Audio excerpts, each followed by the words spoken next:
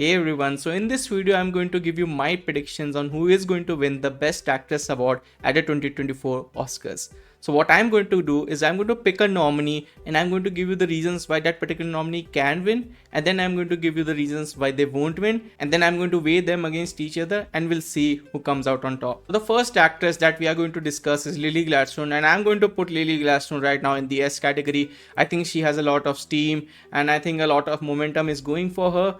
Her performance is likely the best part of Killers of the Flower Moon, and that is being highlighted more and more. Early in the Oscar race, many people put her in this Best Supporting Actress category. Now, if you asked me around 6 or 7 months back if she would be a nominee for Best Actress, I would have been very shocked. But how the narrative is going and how the momentum is going, I thought she was a supporting actress, but I now do agree with a lot of people that her performance was that impactful that it deserves to be in the leading actress. And not only deserves to be in this particular category, she can absolutely win this. And the reasons why she can win, I just listed a lot of them, but I do think it's one of the best performances of the year, even though the screen time is comparatively lesser than compared to DiCaprio or even De Niro. I would say that her performance was what I took the most away from this movie, and I think it's true for many of you also. That's the reason why she will win. Why she won't win? Exactly the reason that I pointed out. Her performance does not have a lot of screen time, and I know that sometimes it does not matter, but in this case I think that it may matter.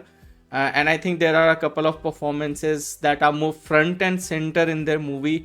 They justify the title lead performance. I'm not sure if I can ever call Lily Gladstone's performance a lead performance, but again, it has a very good chance of winning. Many people support Lily Gladstone in this Oscar race, and she can totally come out on top. And that's why right now I have put her in the S category. And if she wins, I won't have any complaints. But just from my personal taste and what the lead actress title means, I personally wouldn't give her the Oscar. But again, this is a prediction list, so let's see if Lily Gladstone comes out on top or if there's anyone else who can take that from her. So the second person that we are going to discuss is Annette Bening for Nyad. I think many people did not have her in the nominations. I thought that she could just creep in at that number 5 or at that number 4 spot.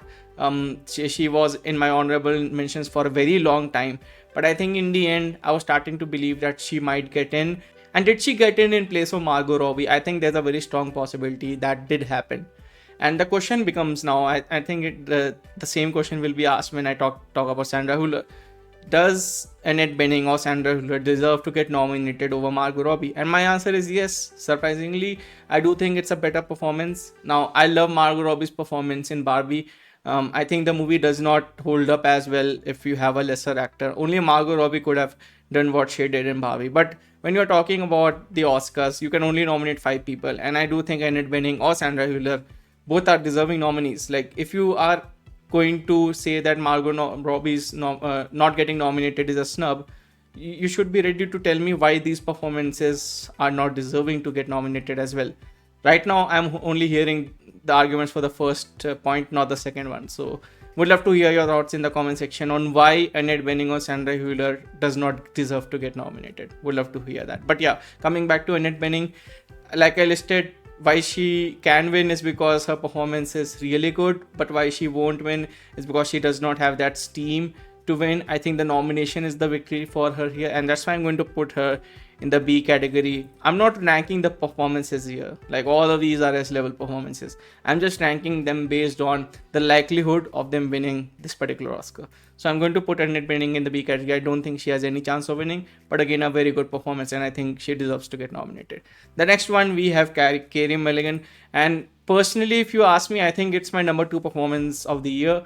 I think as much as many people don't like Maestro, I think Carey Mulligan stole the movie, and kudos to Bradley Cooper for directing the movie in such a way that Carey Mulligan came out on top, and she got as much screen time as Lenny, if not being more impactful than Lenny. And I think that makes Carey Mulligan a very firm spot in the A category. Now, the reason I don't think she can win or is a threat to Lily Gladstone in any ways because no one is talking about her in the same way that people are talking about Lily Gladstone or Emma Stone. She literally has no momentum. going for her. Maestro has no momentum going for it. The movie has been just lucky to get all these nominations, I would say. Like I have been a defender of Maestro for a very long time. I do think it's a gem of a movie. I don't think it's an Oscar level movie. Like I said, I really like the movie, but I don't think it's an Oscar level movie. And I think more and more people are coming to understand that. And there is always that haters group that don't like the movie as well.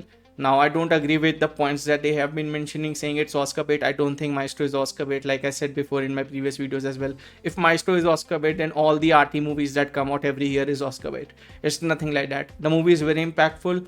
I get what Bradley Cooper was going for in that particular movie. I do think he was reaching at times, but I can't say it was Oscar bait because the movie really impacted me a lot, and that's why even though it's not Oscar worthy, I won't say it's Oscar bait. The next actress we're going to talk about is Emma Stone, and let me tell you, she is right now my number one to win this particular Oscar, even above Lily Gladstone. Why she can win? I think that's the best performance of the year. She has the most screen time.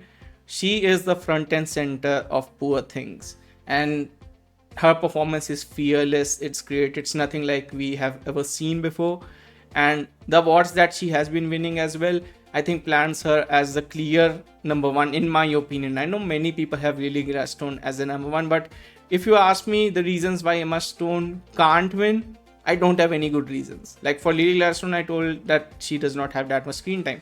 But for Emma Stone, I can't give any reasons why she won't win. I think she is the firm favorite to win. She has been winning a lot of awards. Again, I know that Emma Stone is an Oscar darling. She has won this award before. She has been nominated numerous times and she's still very young. And Lily Gladstone is an upcoming actress. She has been doing the rounds, but this is really her standout role. The only reason I think Lily Gladstone can win this award over Emma Stone, apart from giving an excellent performance, is that it would be absolutely historic for an indigenous woman to win the Best Actress Oscar, and the Oscar loves making historic decisions. So that's the reason it can win, and people are only human beings. They love to make history, and that could happen. And like I said, if Lily Gladstone does win, it will be totally deserving. Like I don't want to hear anything where it's mentioned that I was saying that she does not deserve to win or Emma Stone is the only one who should win.